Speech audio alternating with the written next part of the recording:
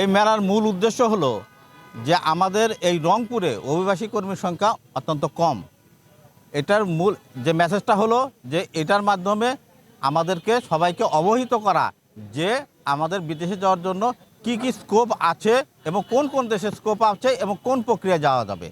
এই মেসেজটাই আমরা তাদের কাছে পৌঁছায় দিতে চাই। আর একটা মেইন ফোকাস হলো যে যে দেশে আমরা যাই দক্ষতা উন্নয়ন প্রশিক্ষণ এর কোনো বিকল্প নাই।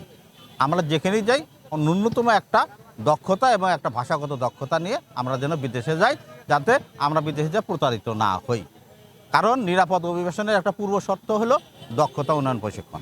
আজকের এই 3 দিন শেষে আমরা দেখব যে কতগুলো সিভি জমা হয়েছে এবং কতজন বিদেশে প্রত্যাগত বিদেশে যাওয়ার জন্য যারা আগ্রহী সেটা আমরা ডাটা কালেকশন করব। এবং আপনারা ইতিমধ্যেই শুনেছেন যে এই বছরে এ পর্যন্ত 4,831 জন প্রবাসকর্মী হয়েছেন। আগামী বছরে যেন এটা আমরা দ্বিগুণ পর্যায়ে নিয়ে যেতে চাই।